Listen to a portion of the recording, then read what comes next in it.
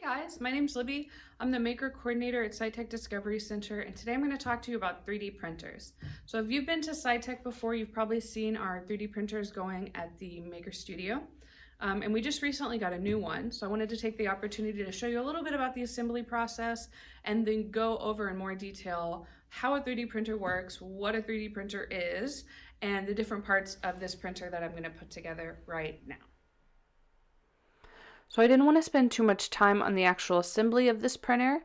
There are tons of great tutorials on how to put it together, but I did want to include it because I wanted to show that the assembly process of a 3D printer is not as intimidating as it may seem. A lot of people, when they think about buying a 3D printer, may be intimidated by the assembly process. They may think that it's too technical or too complicated for them to put together, but most kits or most 3D printers that you buy will already have most of the parts assembling. And in this case, for the Prusa Mini, the instructions are very clear and the process really wasn't that hard. So if you're not sure about the printer that you're planning on getting or the printer that you're looking at, my advice would be to see if you can find an assembly video or an unboxing video of that printer and see how easy or difficult the process is.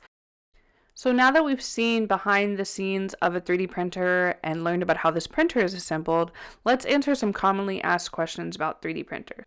So if you're not sure what a 3D printer is, 3D printer is basically a machine that brings digital 3D designs to physical shape by layering materials layer after layer.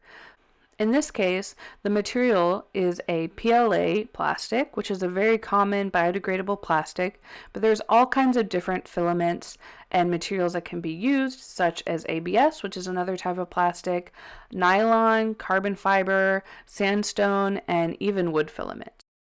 What do people use 3D printing for? Well, people use 3D printing for tons of different things, for part making, toy making, engineering, building models.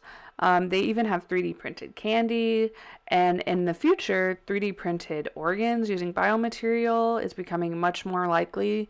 3D printed houses is becoming more of a reality. So 3D printing is incredibly expansive currently, and the future is only getting bigger and bigger.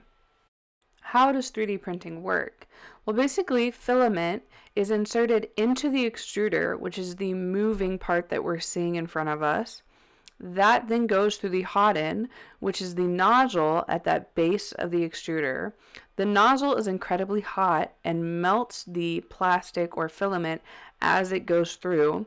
It then lays that melted plastic onto the heated bed, and layer after layer, it builds the object.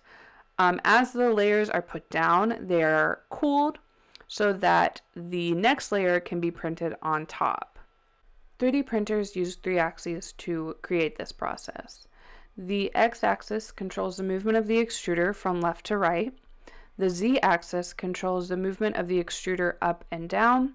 And the y-axis controls the movement of the bed as it moves backwards and forwards. Another popular question is, how do you get designs onto the 3D printer? So there's a few different options to do this. One way is to download a previously designed STL file. So Thingiverse is a website where people upload their files to share with everyone else so that they can download those files and print this object that someone has designed. Another option is to use a CAD software, which stands for Computer Aided Design. That's basically a 3D design software. Or you can use a website like Tinkercad, which is free and allows you to create very, very cool designs, toys, whatever you want to do. And it's a great way to get started with 3D design. But this allows you to create your 3D design and then download it as an STL file. But there's one last step before you can actually print. You need to open the STL file in a slicer, such as Cura, like I'm using here. A slicer basically converts the STL file into G-code, which is what the printer can read to actually make that print. You can also make some final modifications, like adjusting the size or adjusting the quantity in the slicer, but most of the actual designing is done in the CAD software. So once you've sliced your object, you can save it onto an SD card or a flash drive, depending on the printer, put it in the printer, and then print it. Thank you guys for watching. I hope I was able to answer some questions, and I hope you learned a little bit more about 3D printing. But if you ever have any questions or want to learn more about the printers that we use at Sci-Tech, feel free to comment or reach out to us.